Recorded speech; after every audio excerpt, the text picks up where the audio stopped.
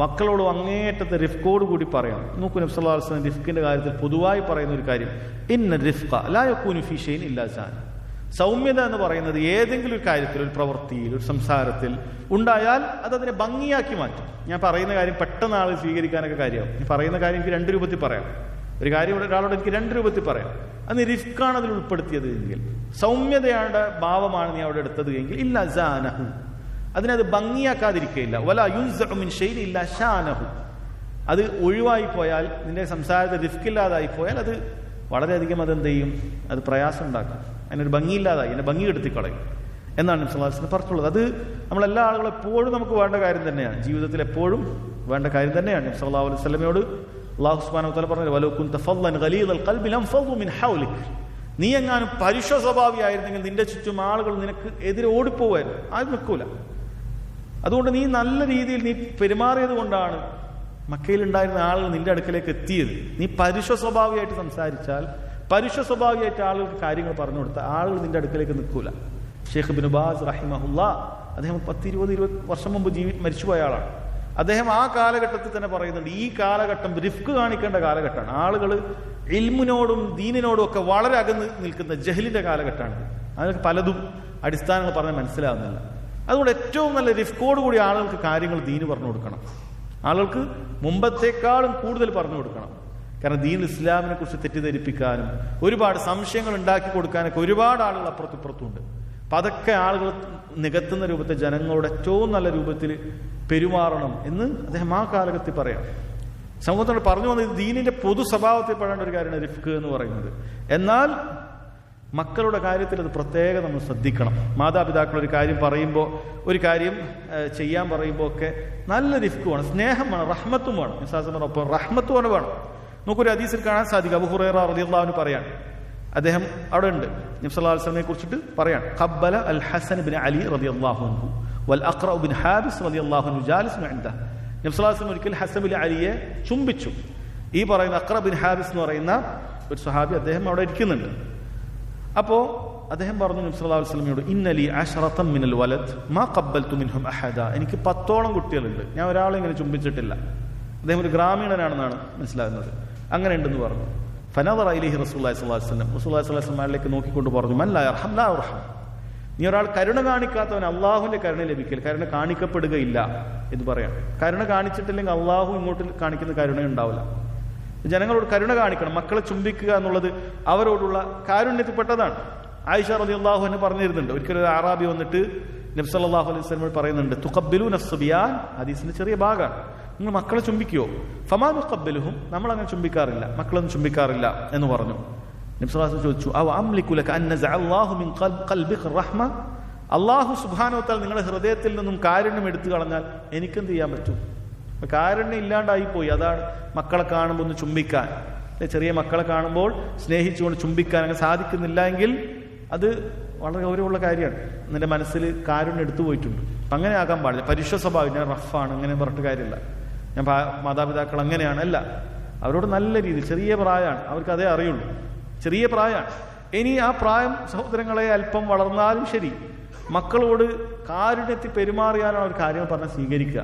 പ്രത്യേകിച്ചും ഈ കാലഘട്ടത്തിൽ നമ്മൾ ദീനുള്ള ആളുകൾ കാരുണ്യം കാണിക്കാതെ വളരെ പരുഷമായി കാര്യങ്ങൾ പെരുമാറി, പരുഷമായ കാര്യങ്ങൾ പറഞ്ഞാൽ പലപ്പോഴും എന്ത് ചെയ്യും, ബാത്തിലിന്റെ വൃത്തികേടിന്റെ ആളുകളുണ്ടാകും, ഇസ്ലാമിന്റെ ശത്രുക്കളുണ്ടാകും. അവർ നല്ല ചിരിച്ച് നല്ല സ്വഭാവത്തിൽ അവരിങ്ങനെ ഇരിക്കും, ഇസ്ലാമിന്റെ ശത്രുക്കൾ. എന്നിട്ട് അവരിങ്ങനെ കുട്ടികൾക്ക് എങ്ങനെയൊക്കെ ചെയ്താൽ മതി. കുട്ടികൾ വിചാരിക്കും, ഇവരല്ലേ നല്ലത്, ഇവരല്ലേ ഇങ്ങനെയൊക്കെ പറയുന്ന, ഇവർ ഉപ്പയൊക്കെ ഭയങ്കര സ്ട്രോങ് ആണ്, പെപ്പം പറഞ്ഞാൽ ദേഷ്യമാണ്, അങ്ങനെ ആയിരിക്കും. അതിൽ മക്കൾ ചിലപ്പോൾ വളരെ മോശപ്പെട്ട രീതിയിലൊക്കെ സംസാരങ്ങൾ, മോശപ്പെട്ട പ്രവർത്തനങ്ങളൊക്കെ ഉണ്ടാകും. പക്ഷേ അവിടെയും കാരുണ്യം നമ്മൾ ഒഴിവാക്കി കഴിഞ്ഞാൽ, നമ്മൾ വളരെ റഫായിട്ട് കുട്ടികളോട് പെരുമാറുന്ന ഒരു അവസ്ഥ ഉണ്ടായിക്കഴിഞ്ഞാൽ പലപ്പോഴും എന്ത് സംഭവിക്കും, കുട്ടികൾ അകന്നു പോകാൻ സാധ്യതയുണ്ട്. അപ്പം എല്ലാം അതിൻ്റെതായ രീതിയിൽ നമ്മൾ കാണിക്കണം.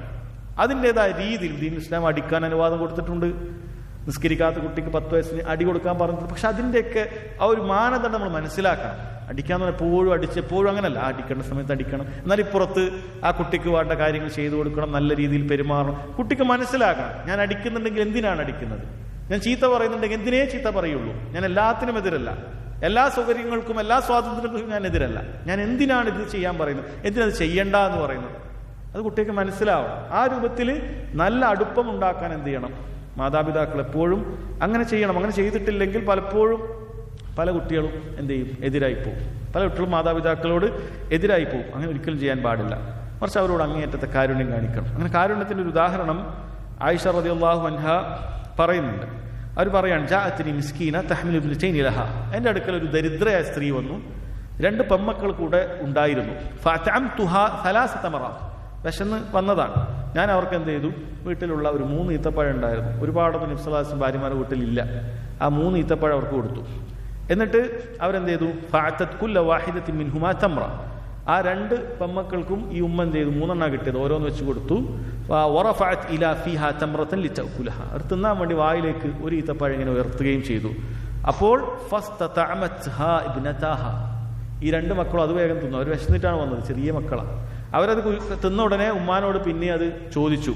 അപ്പൊ ഈ ഉമ്മ തിന്നാൻ വേണ്ടി ഒരുങ്ങിയതാണ്. ഉമ്മ എന്ത് ചെയ്തു? ഫശഖത്തി തംറ അല്ലതി കാനത് തുരീദു അൻ തഅകുലഹ ബൈനഹുമാ. അവർ തിന്നാൻ പോകുന്ന ആ ഈത്തപ്പഴം എന്ത് ചെയ്തു? അത് വീണ്ടും മുറിച്ചിട്ട് ഈ 2 പെൺമക്കൾക്ക് തന്നെ കൊടുത്തു. അവർ തിന്നിട്ടില്ല. അവർക്കും വിശപ്പുണ്ട്, അവർ കൊടുത്തിട്ടില്ല. ആയിഷ റളിയല്ലാഹു അൻഹ പറയാണ്, ഫഅജബനി ശഅനുഹ. അവിടെ കാര്യം എനിക്ക് വലിയ അത്ഭുതമായി. ഫദകർതുല്ലദി സനഅത് ലിറസൂലില്ലാഹി സ്വല്ലല്ലാഹു അലൈഹി വസല്ലം. ഞാൻ ഈ സംഭവിച്ച കാര്യം റസൂലുള്ളാഹി സ്വല്ലല്ലാഹു അലൈഹി വസല്ലം വീട്ടിലേക്ക് വന്നപ്പോൾ ഇങ്ങനെ പറഞ്ഞു, ഇങ്ങനെ സംഭവിച്ച പറഞ്ഞു. അപ്പോൾ നബി സല്ലല്ലാഹു അലൈഹി വസല്ലം അപ്പോഴേക്ക് ആ വിഷയത്തിന്റെ വഹി എത്തിയിട്ടുണ്ട്. നബി സല്ലല്ലാഹു അലൈഹി വസല്ലം പറഞ്ഞു, ഇന്നല്ലാഹ ഖദ് ഔജബ ലഹാ ബിഹാ അൽ ജന്ന. ഈ ഒരു കാര്യം കൊണ്ട് അല്ലാഹു സുബ്ഹാനഹു വ തആല അവർക്ക് സ്വർഗ്ഗം എന്ത് ചെയ്തിട്ടുണ്ട്? നിർബന്ധമാക്കിയിട്ടുണ്ട്. ഔ അതഖഹ ബിഹാ മിനൻ നാർ. അല്ലെങ്കിൽ അവരെ നരകത്തിൽ നിന്ന് അല്ലാഹു സുബ്ഹാനഹു വ തആല രക്ഷപ്പെടുത്തിയിട്ടുണ്ട് എന്നാണ് പറയുന്നത്. നോക്കൂ, ഒരു ഈത്തപ്പഴം പോലും കൊടുത്തിട്ടില്ല. ഒരു ഈത്തപ്പഴത്തിന്റെ ചീള് കൊടുത്തപ്പോൾ നബി സല്ലല്ലാഹു അലൈഹി വസല്ലം പറയാണ്, അല്ലാഹു സുബ്ഹാനഹു വ തആല അത് മുഖേന സ്വർഗ്ഗത്തിലേക്ക് പ്രവേശിപ്പിക്കുകയാണ്. നബി സല്ലല്ലാഹു അലൈഹി വസല്ലം പറഞ്ഞില്ലേ, വത്തഖുന്നാറ വലൗ ബിശിഖ്ഖി തംറ. ഒരു ഈത്തപ്പഴത്തിന്റെ പകുതി കൊണ്ടെങ്കിലും നരകത്തിൽ നിന്ന് രക്ഷപ്പെടാൻ വേണ്ടി നിങ്ങൾ പരിശ്രമിക്കണം എന്ന് നബി സല്ലല്ലാഹു അലൈഹി വസല്ലം പറഞ്ഞിട്ടുണ്ട്. അതിന്റെ നേറുദാഹരണം നമുക്കിവിടെ കാണാം. ഈ ഉമ്മ കൊടുക്കണം. അതായത് ഉമ്മ ചെറിയ കുട്ടികളോട് കാണിച്ച റഹ്മത്ത്, അത് നമ്മുടെ ബാധ്യതയാണ്, അവർ നമ്മുടെ കാര്യങ്ങൾ സ്വീകരിക്കാൻ കാരണമാണ് എന്നെല്ലാം ഒരു ഭാഗത്തിരിക്കുമ്പോൾ തന്നെ അത് നമ്മുടെ സ്വർഗത്തിലേക്കുള്ള പ്രവേശനം, നരകത്തു നിന്ന് രക്ഷപ്പെടാനുള്ള മാർഗവുമായി ഇപ്പുറത്ത് മാറുന്നുണ്ട്. അപ്പം ആ കുട്ടികളോട് ആ രൂപത്തിൽ നമ്മളത് പ്രതിഫലം പ്രതീക്ഷിച്ചുകൊണ്ട് തന്നെ നല്ല നിലക്ക് പെരുമാറണം. അങ്ങനെ കുട്ടികൾ ഉപ്പയോടും ഉമ്മയോടും നല്ല അറ്റാച്ച്മെൻ്റ് ഉള്ള, നല്ല സ്നേഹം ചെറുതിലേ ഉള്ള കുട്ടികളാകുമ്പോൾ പിന്നെ അവർ പറയുന്നത് കേൾക്കാൻ വളരെ എളുപ്പമായിരിക്കും. അവർ പെട്ടെന്ന് സ്വീകരിക്കും. ഉപ്പ പറഞ്ഞതാണ്, ഉമ്മ പറഞ്ഞതാണ്. വേറെ ആരെങ്കിലും പറഞ്ഞാൽ ഉപ്പ പറഞ്ഞതിനെതിരായിട്ട്, ഉമ്മ പറഞ്ഞതിനെതിരായിട്ട് വേറെ ആരെങ്കിലും പറഞ്ഞാൽ അത് സ്വീകരിക്കാനുള്ള സാധ്യതയില്ല. അത് തള്ളിക്കളയും. അവർക്ക് ഏറ്റവും ഇഷ്ടവും ഏറ്റവും കൂടെ ഇരിക്കാനൊക്കെ ഇഷ്ടം ഉപ്പാനും ഉമ്മാൻ്റെ അടുക്കലായിരിക്കും. വീട്ടിൽ വരുന്നതായിരിക്കും അവർക്ക് ഏറ്റവും ഇഷ്ടം. അതല്ലാതെ വീട്ടുകാരോട് ഒരിക്കലും നിൽക്കാത്ത, ഉപ്പാനോടും ഉമ്മാനോടും ഒരിക്കലും അടുപ്പിക്കാത്ത, വെറും നാട്ടുകാരോടെയും അതുപോലെ തന്നെ അങ്ങാടിയിൽ മാത്രം അലഞ്ഞു നടക്കുന്ന, അങ്ങനെ പയച്ചു പോകുന്ന ഒരുപാട് ചെറുപ്പക്കാരുണ്ട്. അവരുടെ കൂട്ടത്തിൽ പെട്ടുപോകില്ല. കാരണം മക്കൾ വീട്ടിലിരിക്കാൻ ഇഷ്ടമുണ്ടാവും. കാരണം വീട്ടിൽ ഇരിക്കാനൊരു വെറുപ്പും വീട്ടിലിരിക്കാൻ ബുദ്ധിമുട്ടുണ്ടാകുമ്പോഴാണ് പലപ്പോഴും പല കുട്ടികളും എന്ത് ചെയ്യുക, ഇങ്ങനെ അങ്ങാടി കൂടെയും അങ്ങനെ ഫ്രണ്ട്സിൻ്റെ കൂടെയൊക്കെ ആയിട്ട് പലപ്പോഴും പോകുന്നത്. അങ്ങനെ ഉണ്ടാകാൻ പാടില്ല. അപ്പം ചെറിയ പ്രായത്തിൽ തന്നെ അവരുടെ മാനസികമായ അടുപ്പുണ്ടാക്കണം. കാര്യങ്ങൾ തുറന്ന് സംസാരിക്കണം. എന്താണ് പ്രശ്നം, കാര്യങ്ങൾ പറഞ്ഞു കൊടുക്കണം. അപ്പം ആ രൂപത്തിൽ ബന്ധങ്ങൾ എന്ത് ചെയ്യണം? പെൺമക്കളൊക്കെ ആയിട്ട് ഉമ്മയും ഉപ്പയൊക്കെ ഉണ്ടാക്കണം. പ്രത്യേകിച്ച് ഉമ്മമാർ പെൺമക്കളെ കുറിച്ചിട്ട് അവർ കാര്യങ്ങളൊക്കെ പറഞ്ഞു കൊടുക്കണം. ഇങ്ങനെ പോകുമ്പോൾ ഇന്ന കാര്യങ്ങളൊക്കെ ഉണ്ട്, ഇന്ന കാര്യങ്ങൾ ശ്രദ്ധിക്കണം, ഇങ്ങനെയൊക്കെ അപകടങ്ങൾ ഉണ്ടാകാൻ സാധ്യതയുണ്ട്, ഇങ്ങനെ കാര്യങ്ങൾ എങ്ങനെയാണ് ആളുകളൊക്കെ വരും, ഇങ്ങനെയൊക്കെയാണ് ചെയ്യേണ്ടത്. ഈ കാര്യങ്ങളൊക്കെ വളരെ കൃത്യമായി പറയണം. എന്തെങ്കിലും ഉണ്ടെങ്കിൽ എൻ്റെ അടുത്ത് ഒന്ന് പറയണം.